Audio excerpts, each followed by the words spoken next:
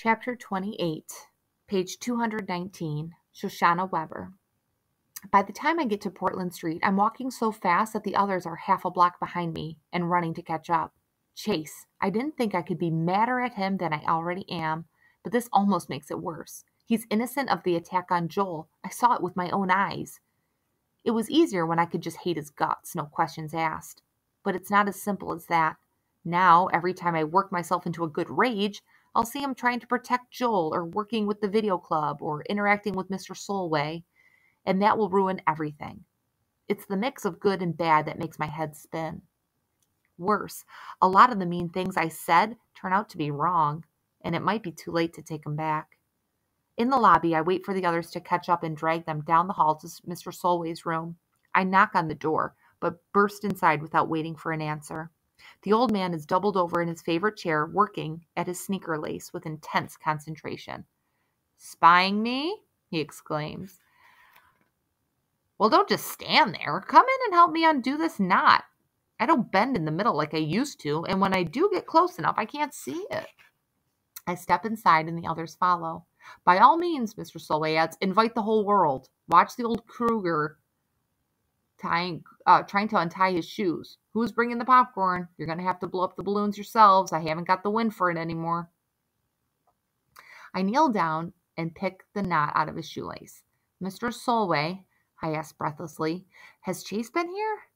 He shakes his head. "I haven't seen him in days. You either," he adds a little accusingly. I feel awful.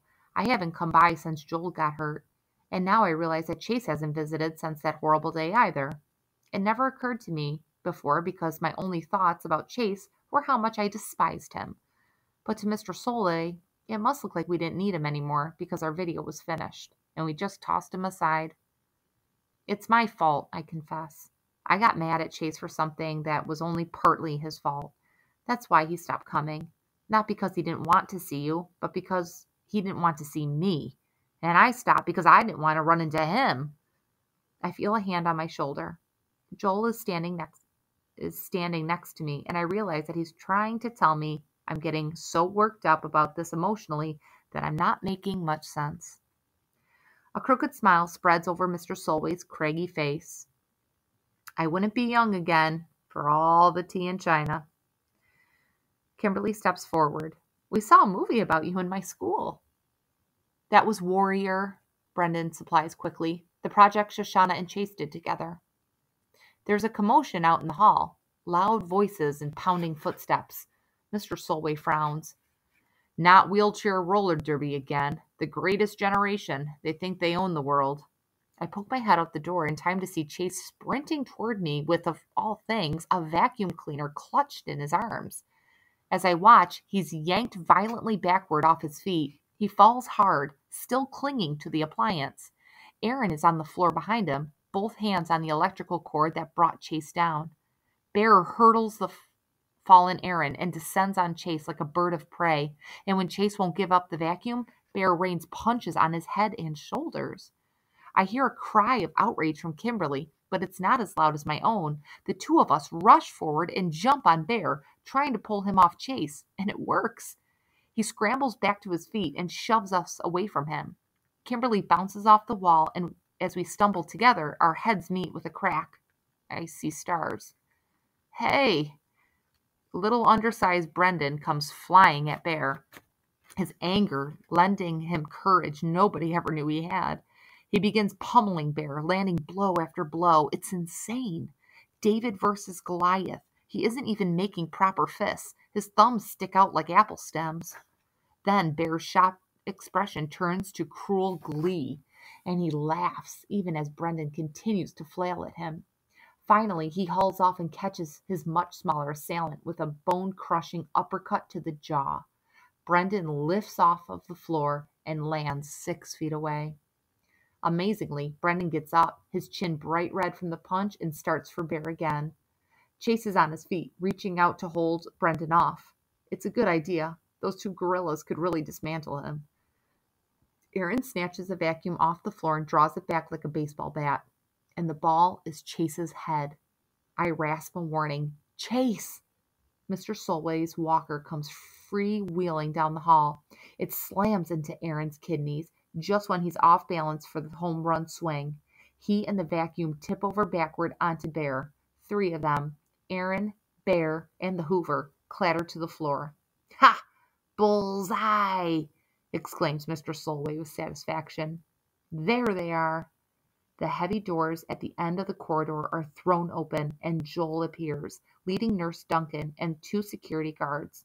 Way to go, Joel. At least somebody had the brains to go for help. Aaron and Bear are ready to fight another round, but the rival of security and the head nurse puts an end to the action.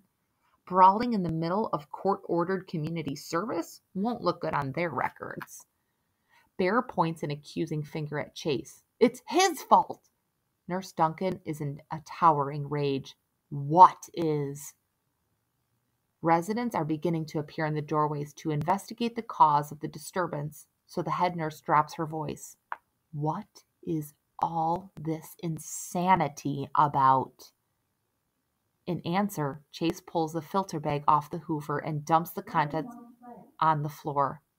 He digs through the mound of fuzz and dirt and comes up with a star-spangled ribbon, gray with dust.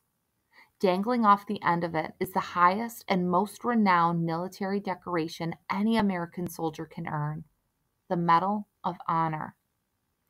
Not even the contents of the vacuum bag can dull its brilliance. Is that mine? Mr. Solway asks in amazement.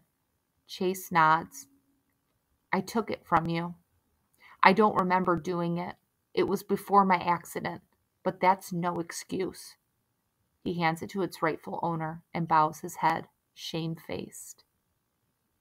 It was the old you, Brendan mumbles around a rapidly swelling jaw. There's only one me, Chase says it so quietly that I can hardly hear him. Mr. Solway turns the medal over in his fingers. He seems stunned. What about those two clowns? He asks. Were they in on it? Aaron and Bear turn terrified eyes on their former best friend. It was just me, Chase replies. I took it and I hid it behind a loose cedar shake on the roof of my house. That's what I was doing when I fell. I guess I got what I deserved. He shakes his head. I don't know why I would do such an awful thing. I must have thought I could sell it. Mr. Solway looks shocked and very sad. I almost speak up for Chase, but the sight of the stolen medal strikes me mute. Good Chase, bad Chase. There's no question that we're looking at the handiwork of the worst one of all. I can tell that Joel wants to support Chase, but he doesn't know what to say. He's the quiet twin. I'm the mouthy one. Brendan's jaw is turning purple, so he's not talking either. Kimberly's completely lost. And Aaron and Bear are so relieved that no one's blaming them that they're keeping their mouths shut too. The only words come from Nurse Duncan. Well, I have no idea what any of this is supposed to mean. The one thing I understand is that a crime has been committed here. She takes a deep breath. I'm calling the police.